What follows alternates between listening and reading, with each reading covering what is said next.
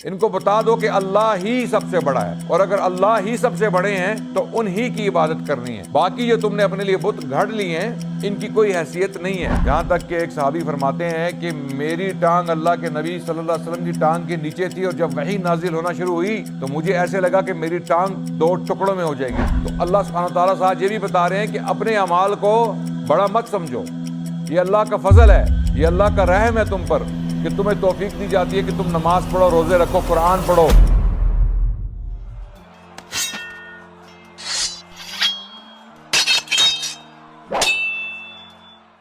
بسم اللہ الرحمن الرحیم، الحمدللہ والصلاة والسلام علی رسول اللہ، اما بعد، اعوذ باللہ السمیع العلیم من الشیطان الرجیم، بسم اللہ الرحمن الرحیم، وما ارسلناک الا رحمۃ للعالمین، وقال رسول اللہ صلی اللہ علیہ وسلم، لا یؤمن احدکم حتی اکون احب الیہ من والدہ وولدہ والناس اجمعین۔ پچھلی قسط میں ہم حضرت محمد صلی اللہ علیہ وسلم کے اوپر جو پہلی وحی نازل ہوئی غار حرا میں، اس کا ذکر کر رہے تھے، اس کا تذکرہ کر رہے تھے، اور یہ دیکھا ہم نے کہ اللہ کے نبی صلی اللہ علیہ وسلم کے اوپر وحی نازل ہوئی، اور جبرائیل علیہ السلام نے پہلی 5 آیات ان پر نازل کیں، اور یہ واقعہ حدیث کی کتابوں میں جو ہے وہ مروی ہے۔ صحیح البخاری کی پہلی کتاب ہے کتاب الوحی، جس میں پہلی حدیثوں میں سے ایک حدیث یہ بھی ہے جو حضرت عائشہ رضی اللہ عنہا نے بیان کی کہ اس طرح اللہ کے نبی صلی اللہ علیہ وسلم پر وحی نازل ہوئی۔ شروع میں تو سچے خواب آنے لگے، اس کے بعد غار حرا میں براہ راست جبرائیل علیہ السلام نے 5 آیات جو وہ نازل کیں اللہ کے حکم سے، وہ سورۃ العلق کی پہلی 5 آیات ہیں، قرآن میں سورت نمبر 96۔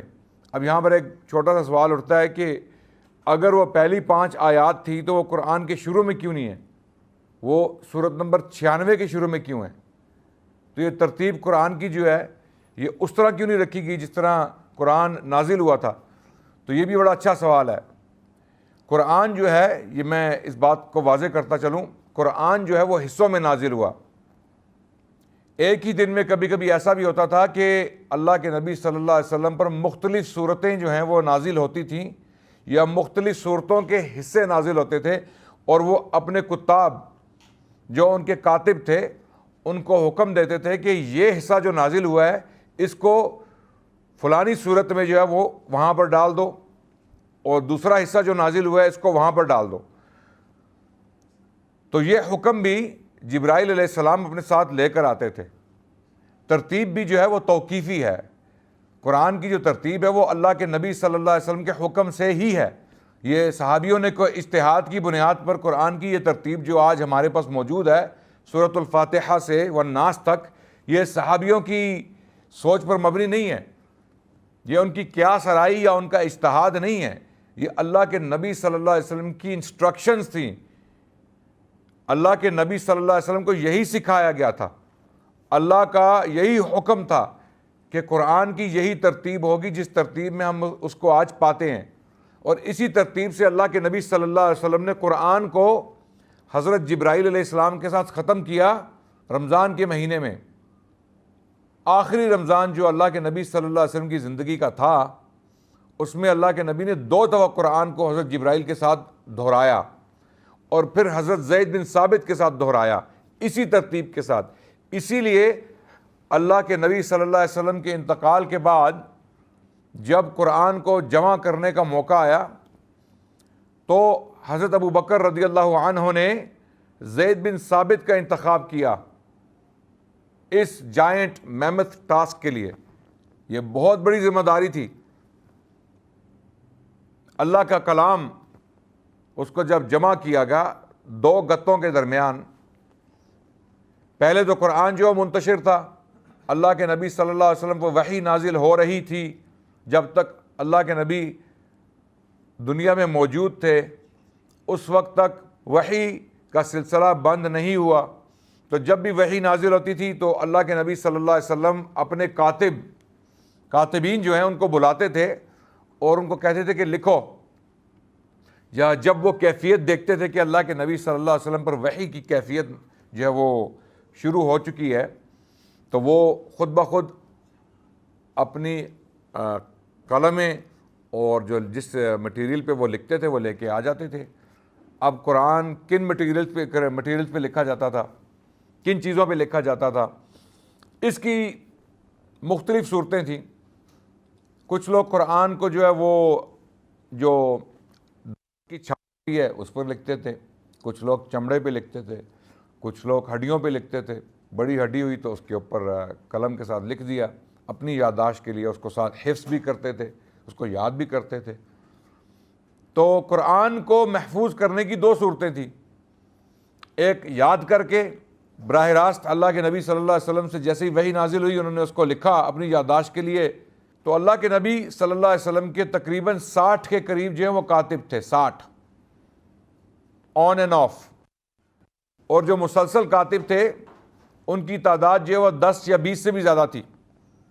ان میں حضرت علی بن ابی طالب بھی تھے، ان میں حضرت امیر معاویہ رضی اللہ عنہ بھی تھے کچھ عرصے کے لیے، ان میں ابی بن کعب بھی تھے، ان میں زید بن ثابت بھی تھے، اور بہت سارے صحابیوں کے نام جو ہیں وہ سامنے آتے ہیں۔ ایک کتاب ہے جو انگریزی زبان میں لکھی گئی ہے قرآن کی تدوین، جمع اور تدوین پر، اور قرآن کی حفاظت پر، بہت زبردست بہترین کتاب ہے، انگریزی زبان میں ہے۔ اس کا ٹائٹل ہے the history of the Quranic text from revelation to completion, the history of the Quranic text from revelation to completion, Quran کی حفاظت کی یا قرآن کے متن کی حفاظت کی تاریخ۔ اور اس کے مصنف تھے محمد مصطفیٰ الآدمی، بہت بڑے عالم تھے، بڑی اچھی اچھی کتابیں انہوں نے انگریزی زبان میں بھی لکھی اور عربی میں بھی لکھی۔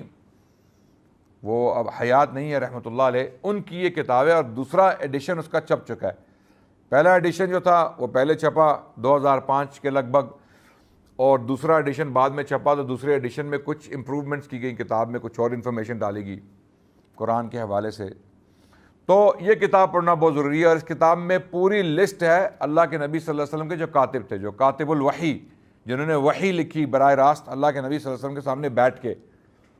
جیسے ہی وحی نازل ہوتی، اللہ کے نبی پر ایک کیفیت طاری ہوتی، پسینہ آتا، جسم بہت بھاری ہو جاتا، یہاں تک کہ ایک صحابی فرماتے ہیں کہ میری ٹانگ اللہ کے نبی صلی اللہ علیہ وسلم کی ٹانگ کے نیچے تھی، اور جب وحی نازل ہونا شروع ہوئی تو مجھے ایسے لگا کہ میری ٹانگ 2 ٹکڑوں میں ہو جائے گی، ٹوٹ جائے گی۔ یعنی اتنا وزن بڑھ گیا اللہ کے نبی صلی اللہ علیہ وسلم کے جسم کا، وحی کا ایسا اثر ہوا، اللہ کے نبی صلی اللہ علیہ وسلم کا چہرہ سرخ ہو جاتا تھا شدت سے۔ وحی جو ہے وہ کوئی معمولی معاملہ نہیں تھا۔ تو ایسا بھی ہوتا تھا کہ اللہ کے نبی صلی اللہ علیہ وسلم اپنے اونٹ پر سوار ہوتے تھے یا اونٹنی پر سوار ہوتے تھے، تو جب وحی نازل ہونا شروع ہوتی تھی تو اونٹنی بیٹھ جاتی تھی۔ اللہ کے نبی صلی اللہ علیہ وسلم کے جسم کا وزن اس قدر بڑھ جاتا تھا وحی کی وجہ سے کہ اونٹنی بیٹھ جاتی تھی۔ تو بہت سارے لوگوں نے یہ کیفیت دیکھی۔ تو وحی کی کئی اقسام تھیں۔ اب اللہ کے نبی صلی اللہ علیہ وسلم پہ یہ وحی نازل ہوئی غار حرا میں، اور اس کا نتیجہ یہ ہوا کہ اللہ کے نبی صلی اللہ علیہ وسلم حضرت خدیجہ کے پاس گئے، اور یہ واقعہ میں نے کچھ تفصیل کے ساتھ پچھلی قسط میں بیان کیا ہے۔ جو لوگ یہ واقعہ جاننا چاہتے ہیں وہ پچھلی قسط کو ضرور دیکھیں۔ وحی کی کچھ اقسام تھیں۔ کیا اقسام تھی؟ وحی کس طرح نازل ہوتی تھی؟ سچے خواب، اللہ کے نبی صلی اللہ علیہ وسلم نیند کی حالت میں اور وحی نازل ہوئی، اللہ نے اللہ کے نبی کو وحی کر دی، خواب میں الہام کر دیا، انفارمیشن دے دی خواب میں۔ مثال کے طور پہ یہ سورت جو ہم پڑھتے ہیں قرآن کی سب سے چھوٹی سورت ہے، اعوذ باللہ من الشیطان الرجیم بسم اللہ الرحمن الرحیم، یا چھوٹی صورتوں میں سے ایک صورت ہے، انا اعطیناک الکوثر فصل لربک وانحر ان شانئک هو الابتر۔ یہ جو وحی تھی اللہ کے نبی صلی اللہ علیہ وسلم کو نیند میں ہوئی۔ اللہ کے نبی صلی اللہ علیہ وسلم نیند سے اٹھے اور وہ مسکرا رہے تھے، تو ان سے پوچھا گیا یا رسول اللہ مسکراہٹ کا مطلب؟ تو اللہ کے نبی صلی اللہ علیہ وسلم نے یہ صورت پڑھی۔ یعنی اس صورت میں اللہ کے نبی کو یہ خبر دی جا رہی ہے کہ آپ ابتر نہیں ہیں۔ جب حضرت ابراہیم جو اللہ کے نبی صلی اللہ علیہ وسلم کے صاحبزادے ہیں ان کی وفات ہوئی، یا ان کے ایک اور بیٹے کی وفات ہوئی، تو ابو لہب نے جو ہے وہ بڑی خوشی منائی۔ ابو لہب اس ٹائم زندہ تھا، بڑی خوشی منائی کہ محمد جو ابتر ہو گیا، اس کا بیٹا جو ہے وہ مر گیا۔ محمد جو ہیں صلی اللہ علیہ وسلم ابتر ہو گئے ہیں، یعنی کٹ گئے ہیں، ان کی نسل آگے چلنے والی نہیں ہے۔ تو اللہ سبحانہ و تعالیٰ نے اللہ اکبر یہ صورت نازل کی اللہ کے نبی صلی اللہ علیہ وسلم کو خبر دینے کے لیے کہ آپ غمخوار مت ہوں، آپ گھبرائیں مت، ان کے تانوں پر دھیان مت دیجئے۔ کیوں؟ انا اعطیناک الکوثر، ہم نے آپ کو کوثر عطا کی ہے، ہم نے آپ کو کوثر۔ اب اس کے اوپر مفسرین کا اختلاف ہے، یعنی دو اقوال ہیں، دو میجر اقوال، کہ کوثر سے مراد ایک جو ہے فاؤنٹین، ایک تالاب ہے جس سے اللہ کے نبی صلی اللہ علیہ وسلم جو ہیں وہ پانی پلائیں گے اپنی امت کو قیامت کے دن، جب کوئی پانی پلانے والا نہیں ہوگا اور پانی بھی مہیا یا میسر نہیں ہوگا۔ لوگ گرمی کی شدت سے، عذاب کے ڈر سے، اپنے اعمال کو جانتے ہوئے ایک کشمکش میں مبتلا ہوں گے۔ اس وقت وہ اللہ کے نبی صلی اللہ علیہ وسلم کو دیکھیں گے آب کوثر پہ، تو وہاں پر ان کو پانی پلایا جائے گا۔ اسی لیے اللہ کے نبی صلی اللہ علیہ وسلم کو ساقی کوثر بھی کہا جاتا ہے، ساقی کوثر۔ ایک یہ قول ہے۔ دوسرا قول ہے کہ کوثر سے مراد اکثر ہے، کثرت، یعنی عربی کا لفظ جو کوثر ہے اور کثرا جو دوسرا لفظ ہے، کہا جاتا ہے کہ مفسرین کہتے ہیں کہ کوثر سے مراد اکثریت ہے، اکثر ہے، کہ اللہ یہاں پر خبر دے رہے ہیں اس صورت میں اللہ کے نبی صلی اللہ علیہ وسلم کو، ہم نے آپ کو کثرت سے عطا کیا، کثرت سے عطا کیا، اور آپ کو غم نہیں کرنا چاہیے۔ اب وہ کثرت کس چیز میں ہے؟ ان کی اطاعت کرنے والوں کی کثرت۔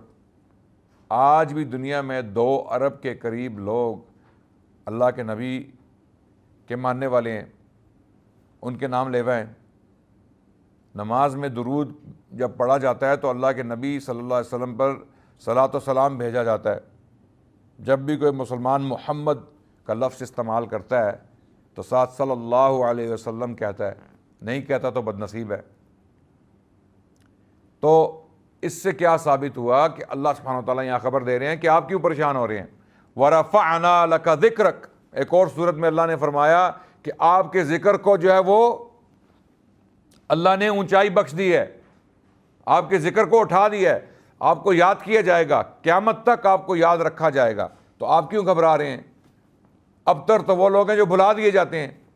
میل بچے ہونا اس چیز کی گارنٹی نہیں ہے، یہ ضمانت نہیں ہے کہ آپ کو یاد رکھا جائے گا۔ آپ کچھ بچوں کو سکھائیں گے، بچوں کے لیے کچھ چھوڑ کے جائیں گے تو آپ کو یاد رکھا جائے گا، ان کی تربیت کریں گے تو آپ کو یاد رکھا جائے گا، ورنہ آپ کے پوتے بھی آپ کو بھول جائیں گے۔ ایسے بھی لوگ میں نے دیکھے ہیں، ان سے پوچھا آپ کے دادا کا نام کیا، ان کو پتہ ہی نہیں ہے، وہ جانتے ہی نہیں ہے کہ دادا کا نام کیا۔ دادا حضور جو ہیں وہ اگر وہ وفات پا چکے ہیں ان کی پیدائش سے پہلے ہی، تو اگر دادا حضور نے کوئی اچھے کام نہیں کیے، ایک لیگسی پیچھے چھوڑ کے نہیں گئے، اور کیریکٹر ان کا کوئی اتنا سٹرونگ کیریکٹر نہیں تھا، یعنی کوئی نیک اعمال جو ہے یا کتابیں لکھ کے نہیں گئے یا کوئی ایسا کام کر کے نہیں گئے کہ اولاد پیچھے یاد کرے ان کو، تو وہ بھلا دیے جائیں گے۔ لیکن اگر آپ نے ایسے کام کیے ہیں، اللہ کی راہ میں قربانیاں دی ہیں، اللہ کی راہ میں سختیاں جھیلی ہیں، کتابیں لکھی ہیں، سٹرگل کی ہے لائف میں، اور اپنی اولاد کے لیے ایک مشعل راہ کی حیثیت سے آپ ایک مثال چھوڑ گئے ہیں، تو پھر آپ کو یاد رکھا جائے گا نسلوں تک۔ تو ابتر تو وہ لوگ ہوئے۔ تو اللہ کے نبی صلی اللہ علیہ وسلم تو ابھی تک یاد کیے جاتے ہیں، اپنے کردار کی وجہ سے، اپنے اخلاق کی وجہ سے، اپنی نبوت کی وجہ سے، اپنی عظمت کی وجہ سے۔ تو یہاں پر یہ اشارہ دیا جا رہا ہے، اور یہ واحد انسان ہے پوری دنیا کی تاریخ میں، محمد رسول اللہ صلی اللہ علیہ وسلم، جن کو اتنی کثرت سے عطا کیا گیا کہ ان کے صحابی جو ہیں وہ لاکھوں میں تھے، لاکھوں میں، 1 لاکھ سے اوپر اصحاب الرسول کا نمبر تھا، 1 لاکھ سے اوپر۔ 10,000 کو ہم نام سے جانتے ہیں، 10,000 صحابی جو ہیں ان کی تاریخ جو ہے وہ درج ہے اسلام کی تاریخ کی کتابوں میں۔ ایک کتاب ہے اسد الغابہ فی معرفت الصحابہ، امام ابن الاثیر کی لکھی ہوئی، اس کتاب میں انہوں نے تقریباً 8,000 کے لگ بھگ صحابیوں کی تاریخیں جو ہیں وہ جمع کر دیں. 8,000 صحابی نام کے ساتھ. تو اتنی بڑی تعداد میں کسی کو ساتھی دینا اور پھر ان کو یاد رکھنا, ان کے نام بچ گئے. وہ کس لیے؟ کہ انہوں نے اللہ کے نبی صلی اللہ علیہ وسلم کی چادر کو پکڑا, یا ان کے ساتھ وقت گزارا, یا ان کے ساتھ کھانا کھایا, یا ان کی صحبت میں کچھ جو ہے وہ وقت گزارا. اس لیے ان کی تاریخ بھی درج ہو گئی, ان کو بھی یاد رکھا جائے گا. تو یہ بیٹے ہی ہیں نا اللہ کے نبی صلی اللہ علیہ وسلم کے, یہ ان کی روحانی اولاد ہے نا, جنہوں نے ان سے روحانی فیض پایا, جن سے روحانیت کے سبق لیے, علم حاصل کیا, اللہ پر ایمان لائے اور پھر ڈٹ گئے. یہ وہی لوگ ہیں نا, یہ اللہ کے نبی صلی اللہ علیہ وسلم کی روحانی اولاد ہے. تو اللہ سبحانہ و تعالیٰ نے خبر دے دی. تو یہ وحی کی ایک قسم تھی. خواب میں صورت نازل ہو گئی اور اللہ کے نبی جب اٹھے صلی اللہ علیہ وسلم تو مسکرا رہے تھے. ایک یہ صورت ہو گئی. دوسری صورت یہ کہ فرشتہ جو ہے انسان کی صورت ڈھال کے, اس میں ڈھل کے اللہ کے نبی صلی اللہ علیہ وسلم کے سامنے پیش ہوتا اور وحی نازل کر دیتا, آیات جو ہے وہ دے دیتا. ایک اور صورت تھی کہ اللہ کے نبی صلی اللہ علیہ وسلم کو گھنٹی کے بجنے کی آواز آتی تھی, یعنی ان کو آواز آتی تھی کہ ابھی وحی کا جو ہے وہ نزول شروع ہوگا. ان کو پہلے بتا دیا جاتا, خبر دے دی جاتی تھی. تو وہ اسی وقت اپنے کتاب کو یا کاتبین کو حکم دیتے تھے کہ اپنا جو قلم اور دوات ہیں وہ لے کے آ جاؤ, کیونکہ ابھی جو الفاظ بولے جائیں گے تو اللہ کے نبی صلی اللہ علیہ وسلم اس کیفیت میں, پسینے میں شرابور, چہرہ سرخ, جسم بھاری, اس کیفیت میں وہ الفاظ ادا کرتے تھے. جب ان پر وہ نازل ہوتے تھے تو جو کاتب تھے اس کیفیت کو دیکھتے ہوئے کیا وقت ہوگا, اللہ اکبر. سوچیں آپ کہ آپ کے سامنے اللہ کے نبی پیش فرمائیں اور آپ کے سامنے وحی نازل ہو رہی ہے اور آپ وحی کے شاہدین میں سے ہیں, یعنی آپ عینی شاہد ہیں. کیا قسمت تھی اصحاب الرسول کی. ایک اور صورت تھی کہ فرشتے اپنی اصلی حالت میں, جس طرح جبرائیل علیہ السلام کو اللہ کے نبی صلی اللہ علیہ وسلم نے اپنی اصلی حالت میں صرف انہوں نے ہی دیکھا. دوسری صورتوں میں تو جبرائیل علیہ السلام, کبھی کبھی ایک صحابی تھے داہی القلبی, ان کی صورت ڈھال کے بھی آتے تھے. وہ نبی صلی اللہ علیہ وسلم کے سب سے خوبصورت صحابہ میں سے تھے, اور بلکہ یہ بھی کہا جاتا ہے ان کے بارے میں کہ وہ اپنا چہرہ ڈھانپتے تھے, اس لیے کہ ان کی اللہ نے ان کو بہت خوبصورتی بخشی تھی. تو وہ خواتین کو اپنے فتنے سے بچانے کے لیے اپنا چہرہ ڈھانپتے تھے, الداہی القلبی. تو ان کی صورت ڈھال کے بھی جو ہے وہ جبرائیل علیہ السلام کبھی کبھی تشریف لاتے تھے. پھر ایک صورت یہ بھی تھی وحی کی کہ براہ راست اللہ سبحانہ و تعالیٰ سے مکالمہ ہوا معراج کے موقع پہ, جب اللہ سبحانہ و تعالیٰ نے اللہ کے نبی کو حکم دیے. اس میں اختلاف ہے علماء میں کہ کیا وہ مکالمہ جو تھا اللہ سبحانہ و تعالیٰ کے ساتھ براہ راست ہوا بغیر پردے کے, یا حجاب کے ساتھ ہوا, بیچ میں پردہ تھا. قرآن میں تو یہ بھی بتایا گیا نا کہ حضرت موسیٰ علیہ السلام نے براہ راست جو ہے وہ اللہ کو دیکھا, اور کوہ طور جو ہے وہ جل گیا اللہ کا جلوہ دیکھ کے, جو تجلی اللہ نے دکھائی. اور جو 70 بڑے تھے بنو اسرائیل کے وہ مارے گئے, کیونکہ انہوں نے ضد کی تھی کہ ہم نے اللہ کو دیکھنا ہے, ہمیں اللہ دکھائیے. تو پھر ایک تجلی دکھائی گئی, تو اس کے نتیجے میں جو ہوا وہ ہوا. تو اسی طرح علماء کے مابین اختلاف ہے کہ کیا اللہ کے نبی صلی اللہ علیہ وسلم کی جو ملاقات ہوئی معراج کے موقع پہ, جہاں تک جبرائیل آگے نہیں جا سکے, جبرائیل ایک موقع ایسا آیا کہ رک گئے, انہوں نے کہا یہاں سے آگے جانے کا حکم مجھے نہیں ہے. سدرۃ المنتہا اس جگہ کا نام تھا. تو اللہ کے نبی صلی اللہ علیہ وسلم وہاں سے آگے گئے, انہوں نے پیش قدمی کی. اس کے بعد اللہ سبحانہ و تعالیٰ کے ساتھ مکالمہ ہوا, اور جو ہے اس صورت میں بھی اللہ نے حکم جو ہے وہ دیے اور وحی نازل ہوئی اللہ کے نبی صلی اللہ علیہ وسلم کے. تو یہ کچھ اقسام تھی وحی کی, یعنی مختلف طریقوں سے اللہ سبحانہ و تعالیٰ نے پیغام اللہ کے نبی صلی اللہ علیہ وسلم تک پہنچایا. خواب ہوئے یا فرشتے آئے یا الہام ہوا یا ڈائریکٹ ملاقات میں اللہ سبحانہ و تعالیٰ نے حکم دیے. تو یہ ساری صورتیں جو ہیں یہ قرآن کی وحی کی صورتیں تھیں۔ اب اللہ سبحانہ و تعالیٰ نے جب پہلی وحی نازل ہو چکی تھی اور اللہ کے نبی صلی اللہ علیہ وسلم کا دل جو ہے وہ پرسکون ہو چکا تھا، اور دوسری وحی بھی نازل ہو چکی تھی جس کے بارے میں نے پچھلی قسط میں ذکر کیا، یا ایھا المدثر قم فانذر وربک فکبر وثیابک فطہر والرجز فاہجر ولا تمنن تستکثر ولربک فاصبر۔ یہ حکم دیا اللہ نے کہ کھڑے ہو جاؤ اے اپنے آپ کو ڈھانپنے والے، چادر سے ڈھانپنے والے صلی اللہ علیہ وسلم، اب کھڑے ہو جاؤ۔ قم کا مطلب عربی زبان میں کھڑے ہو جاؤ، سٹینڈ اپ، سٹینڈ، اب کھڑے ہو جاؤ۔ کھڑے کس لیے ہو جاؤ؟ قم فانذر، کھڑے ہو جاؤ اور اب لوگوں کو وارن کرنا شروع کر دو، اب لوگوں کو وارننگ دے دو، اب ان کو بتا دو کہ کیا ہونے والا ہے۔